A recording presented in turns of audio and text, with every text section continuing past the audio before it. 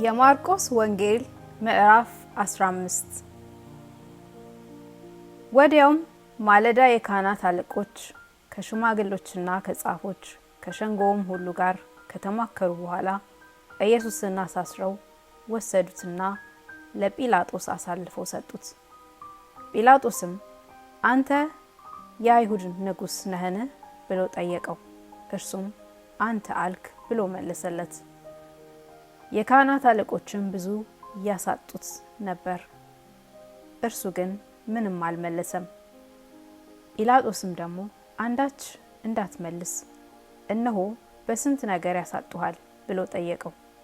ኢየሱስም ከዚያ በኋላ ጲላጦስ እስኪደነቅ ድረስ ምንም አልመለሰም።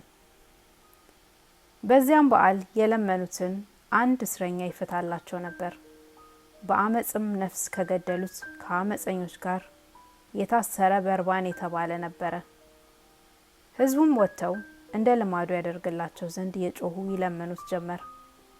ጲላጦስም የአይሁድን ንጉሥ እፈታላችሁ ዘንድ ትወዳላችሁን ብሎ መለሰላቸው።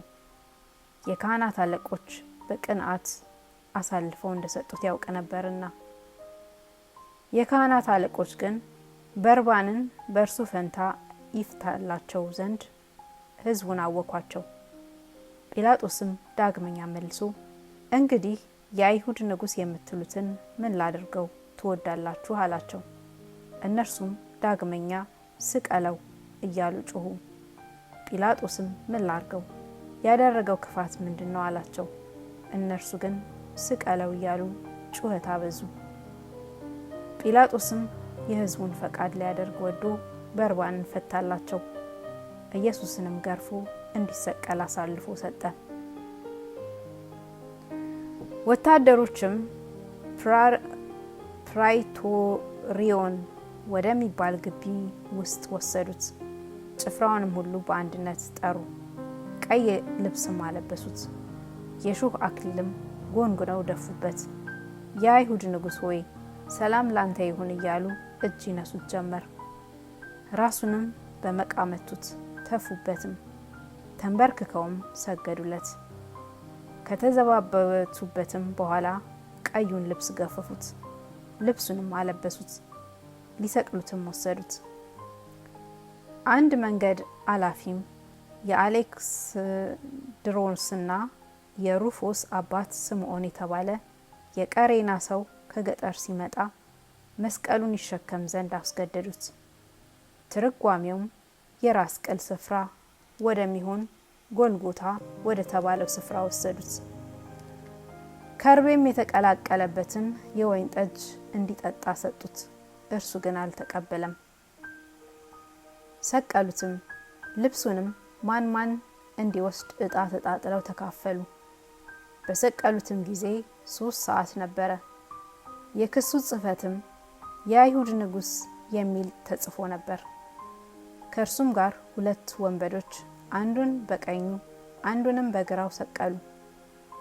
መጽሐፍም ከአመፀኞች ጋር ተቆጠረ ያለው ተፈጸመ። የሚያልፉትም ራሳቸውን እየነቀነቁ ይሰድቡት ነበርና ዋ ቤተ መቅደስን የምታፈርስ በ3 ቀንም የምትሰራ ከመስቀል ወርደህ ራስህን አድን አሉ። እንዲሁም የካህናት አለቆች ደግሞ ከጻፎች ጋር እርስ በርሳቸው እየተዘባበቱ ሌሎችን አዳነ፣ ራሱን ሊያድን አይችልም፣ አይተን እናምን ዘንድ የእስራኤል ንጉሥ ክርስቶስ አሁን ከመስቀል ውረድ አሉ። ከእርሱም ጋር የተሰቀሉት ይነቅፉት ነበር። 6 ሰዓትም በሆነ ጊዜ እስከ 9 ሰዓት በምድር ሁሉ ላይ ጨለማ ሆነ። በ9 ሰዓትም ኢየሱስ ኤሎሄ ኤሎሄ ሳማ ሰበቅታኒ ብሎ በታላቅ ድምፅ ጮኸ። ትርጓሜውም አምላኬ አምላኬ ለምን ተውኸኝ ማለት ነው። በዚያም ከቆሙት ሰዎች ሰምተው እነሆ ኤልያስን ይጠራል አሉ።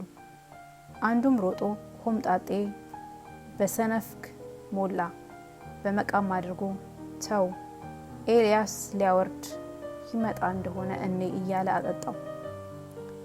ኢየሱስም በታላቅ ድምፅ ጮኸ፣ ነፍሱንም ሰጠ። የቤተ መቅደስን መጋረጃ ከላይ እስከታች ከሁለት ተቀደደ።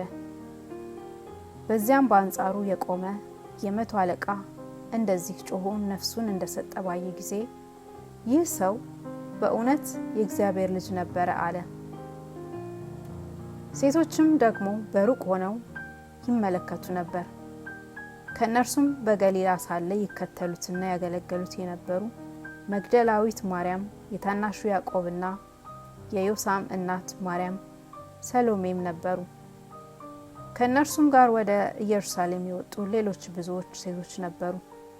አሁንም በመሸ ጊዜ የሰንበት ዋዜማ የሆነ የማዘጋጀት ቀን ስለነበረ የከበረ አማካሪ የሆነ የአርማትያስ ዮሴፍ መጣ። እርሱም ደግሞ የእግዚአብሔርን መንግስት ይጠባበቅ ነበር። ደፍሮም ወደ ጲላጦስ ገባና የኢየሱስን ስጋ ለመነው። ጲላጦስም አሁኑን እንዴት ሞተ ብሎ ተደነቀ። የ100 አለቃውንም ጠርቶ ከሞተ ቆይቷልን ብሎ ጠየቀው። ከ100 አለቃውም ተረድቶ በድኑን ለዮሴፍ ሰጠው። በፍታም ገዝቶ አውርዶም በበፍታ ከፈነው። ከአለትም በተወቀረ መቃብር አኖረው።